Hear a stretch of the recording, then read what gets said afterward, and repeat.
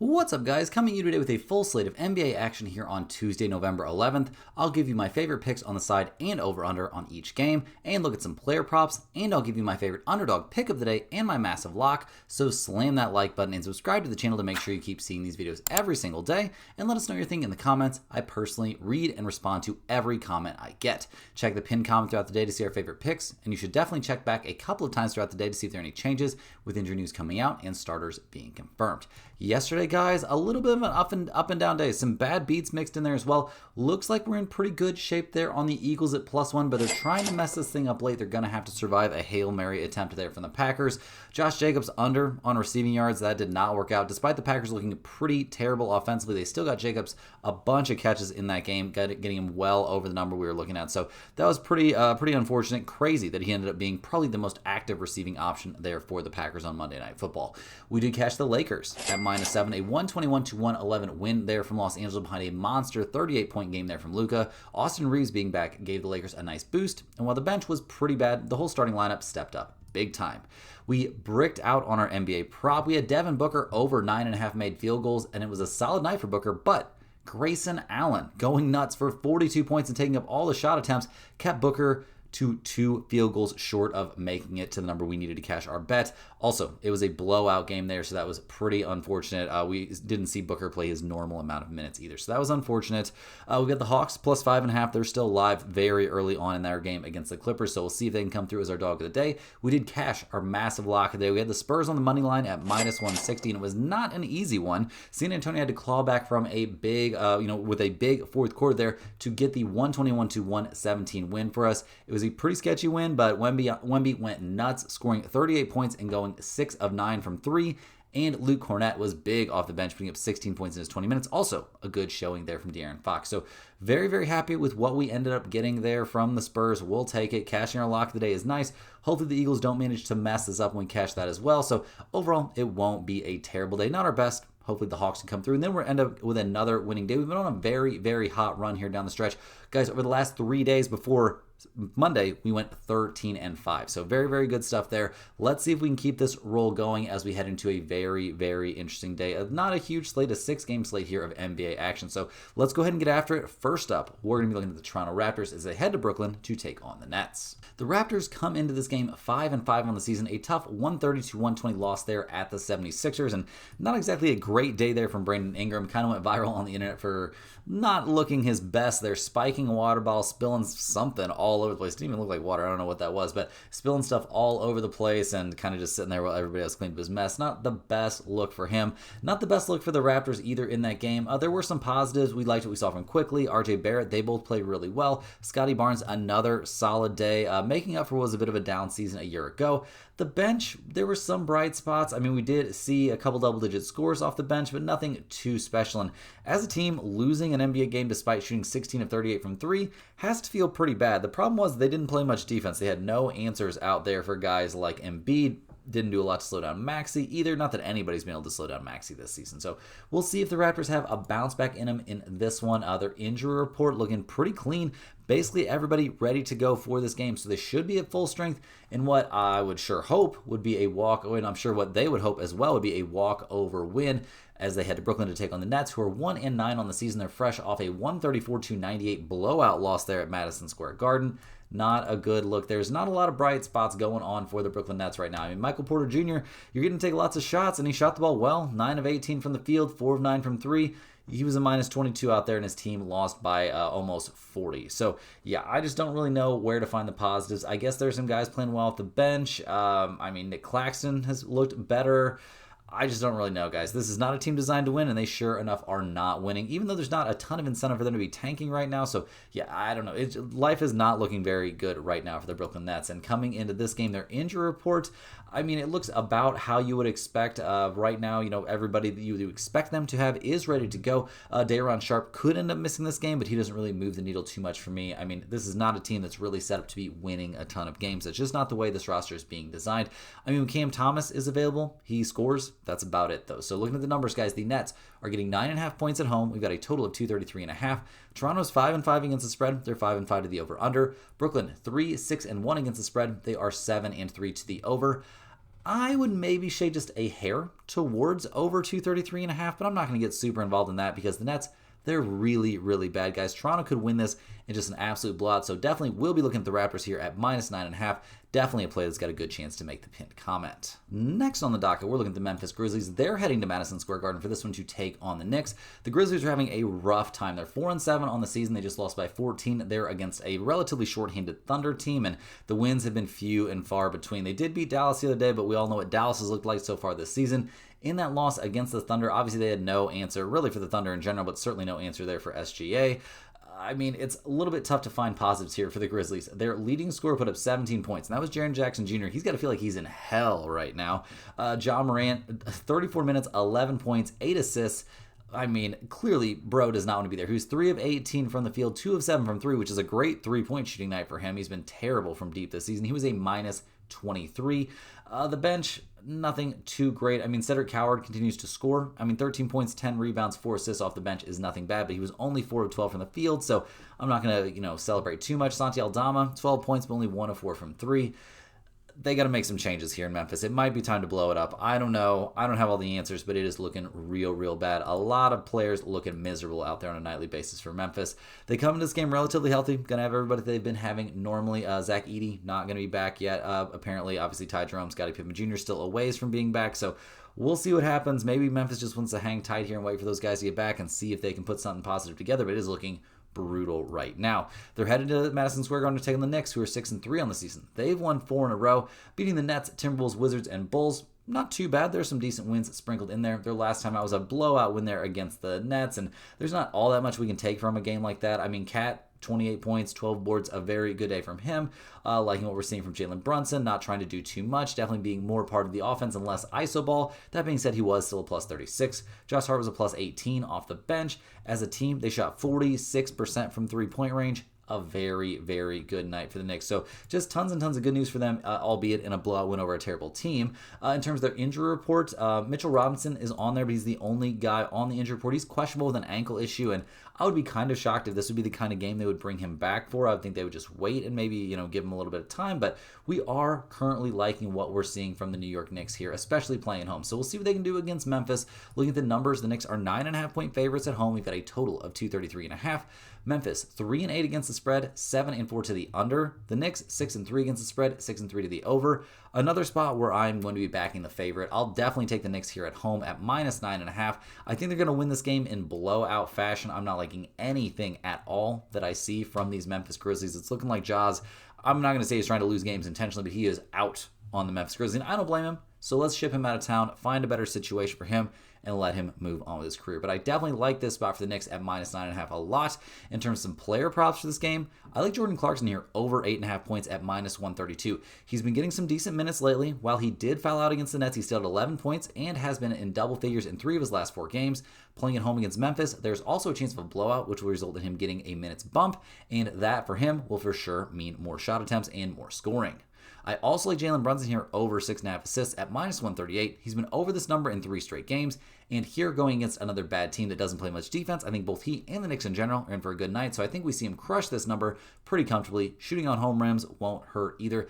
When your buddies are knocking down those shots, it makes it a lot easier to get those assists. Hey guys, hopping into the quick shout out to the sponsor of today and every day's video, and that is Stumpthespread.com. Click the link in the description and go over there and see the top confidence picks from our entire team of experienced cappers. Right now, our premium members are getting daily NBA, NHL, UFC, NFL, college football, and college basketball picks. We've had a very solid run on NBA props. Some pretty bad luck yesterday, though, on the NBA premium player props. That's going to happen from time to time also. Definitely took a bit of a dive there after a perfect day on college basketball there on Sunday. A very rough day on college basketball here on Monday. So definitely looking to bounce back. Gonna cash a nice play there on the Eagles. Still got stuff live on the NHL side. We'll break down the entirety of what we did there on the premium side, but it's definitely been a good time to get in on the mix. So many different sports going on right now. You also want to get over to Stumpthespread.com and check out all the free stuff we offer over there. We got free picks posted every single day under the free picks tab. We cashed a nice college basketball play over on the free pick side yesterday. That was pretty good. Iowa State the Cyclones taking care of business for us in that one. We've liked, in general, like the free picks, getting lots of them pumped out every single day. Love to be doing that. It gives us something to mix in here with the free picks that you guys are getting on YouTube. Also, that's where you'll find our free to use bet size calculator, and that's where you'll find a way to sign up for our free email list. It's very, very easy, guys. You just go to stumpthespread.com, click that little green login button at the top right-hand corner of your screen. Click that, and that'll prompt you to sign up for a free account. They're going to ask you for your name and your email address. That is it. And you'll get one email straight to your inbox every single day. It'll have at least one free pick in it, oftentimes 2 or 3 free picks, information on niche sports betting like golf, NASCAR, tennis, all kinds of crazy stuff like that. Parlays are included, and especially on the weekends, guys, you got to be on that email list because that's when we put out our NFL touchdown props, and we cashed 4 out of 6 of our NFL touchdown props there on Sunday, and there were some big underdogs mixed in there. You can see them up on screen right now. Definitely a great value to be on that email list, and it's absolutely free. Definitely want to make sure you get signed up for that. Also, stumpthespread.com, that's where you'll find our premium top confidence picks, which, like I was saying, guys, coming off a bit of a tough day out there for sure. An unfortunate push there on the Spurs, had them -4, and they could not quite get the job done. Ends up being a push. Very bad luck there. Keldon Johnson comes up a half a point or assist short of his player prop. Jeremy Grant comes up 2 points or 2 rebounds short on his. So some pretty bad luck there. Cashing a nice 2-unit play there on the Eagles doesn't hurt one bit. That was at plus money too. Jalen Hurts not able to find the end zone, so that was unfortunate. But the NCAA basketball stuff, that was rough. That was definitely rough. The Citadel couldn't come through. South Carolina laid an absolute egg, and Fairfield couldn't stay attached either. The Golden Knights are still live there on the NHL side. We'll see how that one ends up, but that game is still pretty early on. So not our best night out there on the premium side. Definitely a bit of a letdown after a very solid day, especially on college basketball there on Sunday, and a winning day on the NFL coming out around a unit and a half ahead. So definitely going to be looking to get back on track after a losing day. Not a bad time to sign up. Usually means the bounce back is coming. But definitely get in on that if you're interested. Also, if you're a huge fan of what you're seeing from us here every single day, click that little join button right below the video to sign up for a YouTube channel membership. YouTube channel members get early access to all of our videos, get their name up on screen in every single video, but maybe most importantly, get access to our members only giveaways. We do a giveaway here every single week. The next one will be on the 17th. So this coming Monday, definitely want to make sure you're a channel member by then, because we put the name of every single YouTube channel member on a big wheel. We spin it live on the video. Whoever that wheel lands on gets a Stump the Spread hoodie mailed straight to their address of choice. So definitely want to get in on that if you're interested. Also, if you were the winner there on Monday, definitely get a hold of us. You haven't let us know in the comments yet that you saw that you won. So definitely want to let you know. You want you to let us know so we can get that hoodie to you ASAP. So get in on that if you guys are interested. Let's go ahead and dive back in. We've still got 4 more NBA games here to cover. And next up, we've got a primetime game. I guess it's an NBC Peacock game. We've got the Boston Celtics going on the road to take on the Philadelphia 76ers. The Celtics come to this game fresh off a nice 111-107 win there at Orlando. They lost game 1 of that 2-game series there against the Magic, and they won game 2. It was a close one, obviously. Jaylen Brown, a decent day, 10 of 24 from the field, but 27 points.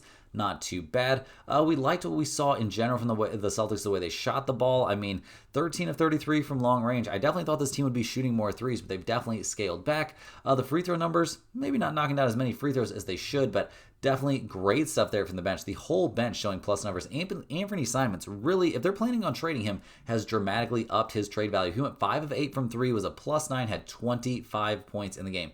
Very solid stuff from him. Luka Garza. Maybe this dude is getting too much flack there. I've seen a lot of aspersions cast upon him, especially in the podcast streets, and he played great. 17 minutes, 16 points, 8 boards, 3 assists, and a steal. 7 of 8 from the field. I mean, what more do you want the kid to do? He looked really good out there. So a very nice night out there for the Boston Celtics. Now they're going to be playing on the road again. They're going to be taking on the Philadelphia 76ers. Now the depth chart here, the injury report here for the Celtics, Sam Hauser is still on there, but other than that, they are fully healthy and ready to go for this game. I am a bit worried about Sam Hauser. It sounds like he's going to play, but he's still dealing with that right wrist sprain, and unless they have figured out a way to get that all the way right, you have to feel like that's going to bother his shot a little bit. And this is a shooter, guys. This is a full-on shooter. So he needs to be able to use his wrist if he's going to shoot the ball well. So we'll see what they can do here in Philly. The 76ers are 6-4 on the season, but they're fresh off a 111-108 loss to the Pistons. Not the best showing there from the 76ers.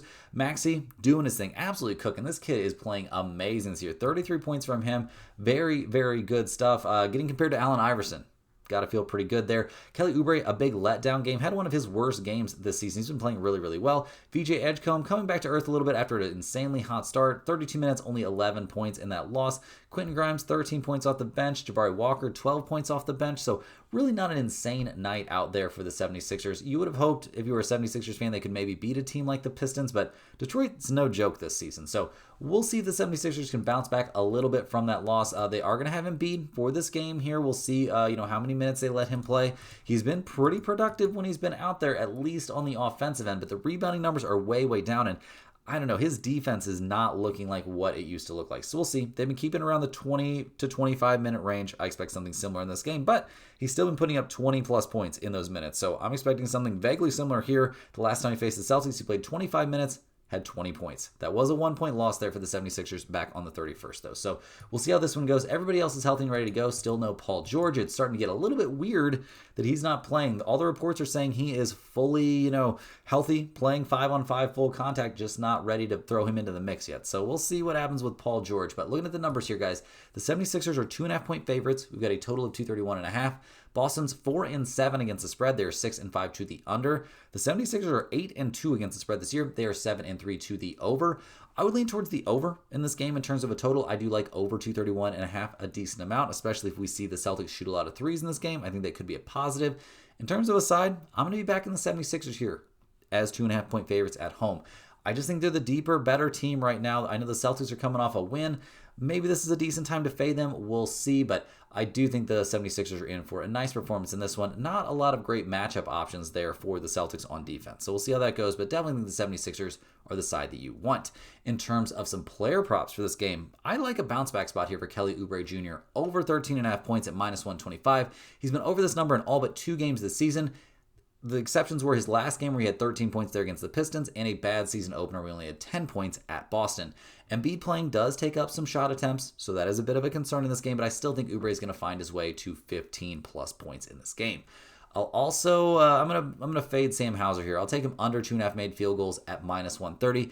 Hasn't been getting tons of playing time. He's dealing with that right wrist sprain like we talked about. I think it's a pretty significant problem that's impacting his shot, and while he might shake that off at some point, I don't know, guys. He hasn't made more than 1 bucket in his last 4 games and hasn't made more than 2, which is what he would have to make us lose this play, in any of his last 5. So I'm willing to fade Sam Hauser in this spot. Next on the docket, we're looking at the Golden State Warriors heading to Oklahoma City to take on the Thunder. The Warriors are 6-5 on the season. They're fresh off a blowout win there over the Pacers. They have very clearly been missing Steph Curry, but he's reportedly going to be back for this game. The going joke right now online is that somehow LeBron and Steve Nash poisoned him on their podcast, putting something in that wine.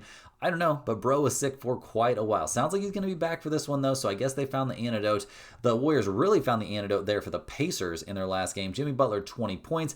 Really just tons and tons of solid play up and down the roster. 14 from Quentin Post, 14 from Pajensky, 12 from Al Horford off the bench, 13 from Moses Moody. Will Richard, 15 points in 19 minutes. He's looking really, really good. A lot of positives for the Warriors right now. Everybody playing pretty well as a team. They only shot 27.3% from long range and still won that game walking away. That's a very solid showing. They played great defensively as well, which is a big, big step in the right direction. So the Warriors will be getting a big boost here, having Steph back for this game. They're basically going to be fully healthy. Al Horford is on the injury report here. He's dealing with a toe issue and he's questionable, so they could probably use him in this spot. The Thunder definitely are capable of putting some size out there and will be putting some size with Chet and Hartenstein. So we'll see what the Warriors can do in this matchup. They've looked pretty good this season. Now the Thunder, they come into this game playing great. Obviously, they're 10-1 on the year. Only 1 loss. That was that weird, short rest game where they lose by 2 points there against the Trailblazers. In their last game, they got a 14-point win there over the Grizzlies. SGA putting up 35 points. Seems like he's doing that every night. Chet played great, 21 for him, 18 for Hartenstein. Up and down the roster, some very solid play from the starters. Now the bench struggled. That's a bit of a concern. They are dealing with some injuries, so need some guys to step up there off the bench. Dort still not playing. That obviously hampers their defense a little bit. This is not the full strength Oklahoma City Thunder. So we'll see what they can do, see if they can continue to just reel off wins, whether they've got everybody or not. Obviously, still no J-Dub. It's looking like there's a chance Dort could come back for this game. We'll see. Aaron Wiggins on the injury report as well.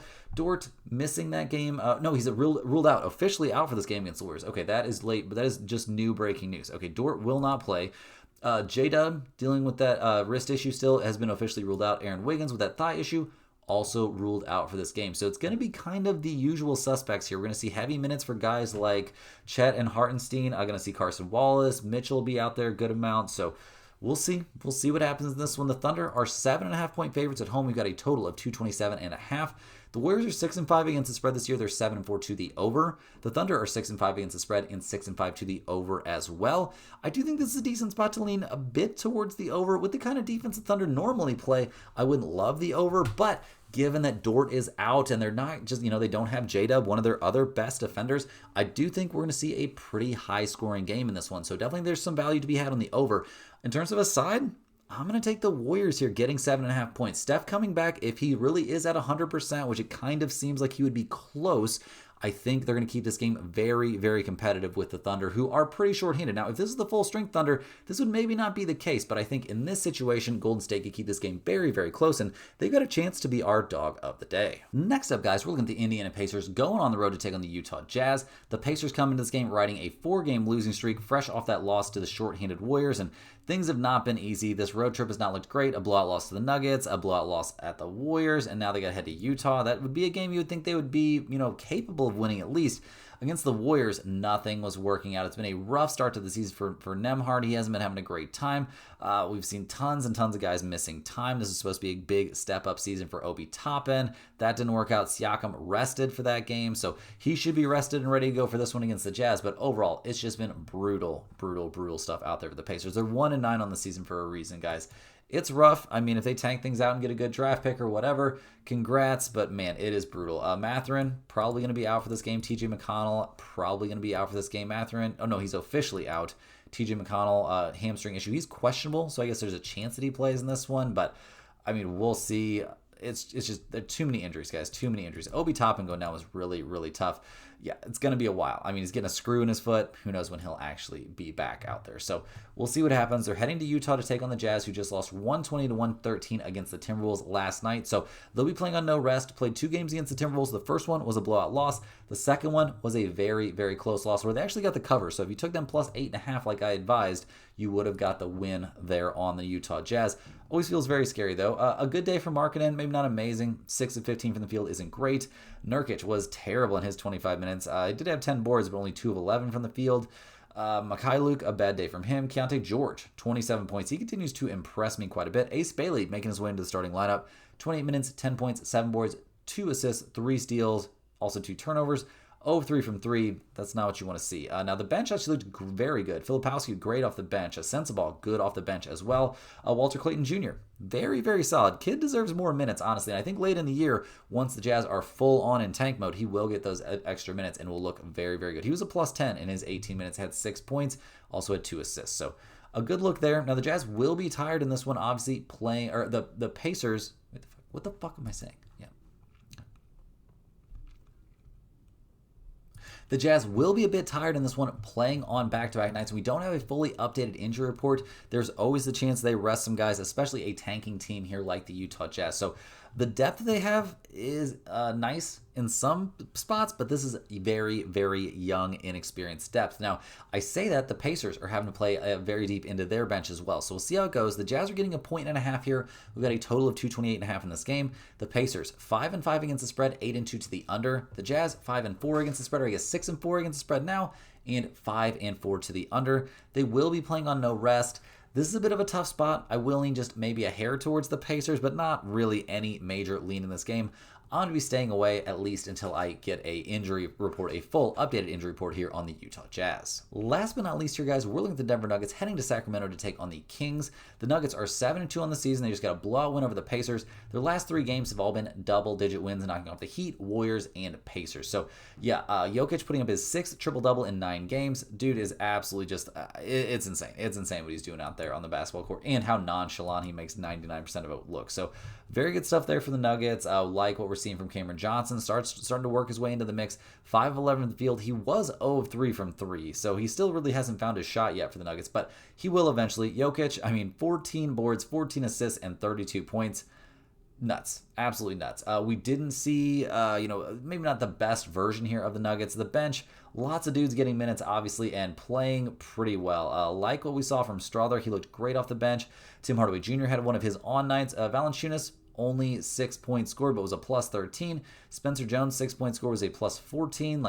Lots to feel very, very good about. And they didn't even have to play everyone in this game. So definitely some guys going to get some rest. Aaron Gordon not playing for sure. Jamal Murray not playing in that one either. So definitely should be a pretty well-rested Nuggets team. They come into this one looking fairly healthy. Murray and Gordon still both on the injury report. Jamal Murray with that calf issue is expected to play in this game. So it sounds like it was more of a rest situation like we were thinking. And Aaron Gordon with his hamstring, yeah, that was a rest situation as well. He's probable for this one. So it should be the full-strength Denver Nuggets here as they head to Sacramento to take on the Kings, who are having a pretty bad time. Let's be honest. They are 3-7 on the year. They just lost 144-117 against the Timberwolves.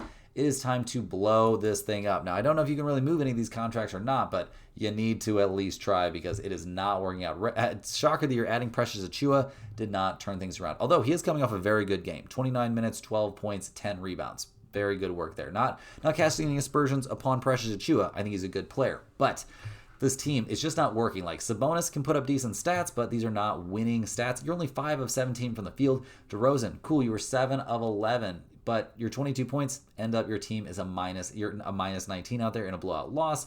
Dennis Schroeder, I don't know. He just seems like he is shut down since they've started moving things around a little bit since they let Westbrook start playing. Malik Monk, like, he should have been moved in the offseason. I can't imagine more people didn't want him. It's just been a brutal, brutal season here for the Sacramento Kings. So we'll see what they can do in this one. It is Russell Westbrook's second game now against the Denver Nuggets. I would say that he should pretty much have that out of his system. I don't know. But looking at the injury report here for the Kings, Sabonis is on there. Other than that, it's a healthy team. Sabonis, he's questionable due to a left ribcage contusion.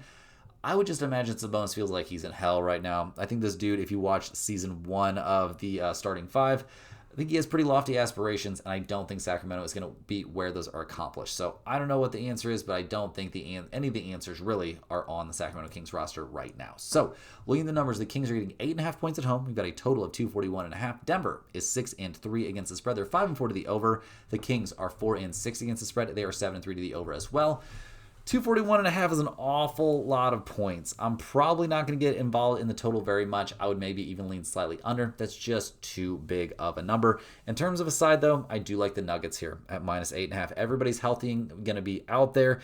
Jamal Murray, Aaron Gordon both being back and rested. I think we're going to see a blowout win here for the Denver Nuggets. I think they put this one away early. Even though they're playing on the road, I don't think that's going to be a problem for them. I think Jokic and company are going to have a heyday. So definitely give me the Denver Nuggets here at minus 8.5. Guys, that's all the games we have here for today. A kind of middle-of-the-road slate for the NBA. So hit that like button for good luck on all of your bets today. Subscribe to the channel if you're new around here. I really appreciate all the new subscribers. Let me know in the comments any questions you have on today's slate. I'm more than happy to get back to you. I appreciate everybody watching these videos. Make sure you're clicking the link in the description to get over to Stumpthespread.com. Get on that free email list for sure. It's a great resource every single day. Definitely want to be checking that out. Check out those premium picks in for a big bounce back day for sure. Check out all the free picks that we post over there under the free picks tab. All kinds of great stuff over there at Stumpthespread.com. Definitely want to get over there and check it out. And you'll find us right back here tomorrow, same time, same place, for more sports betting action.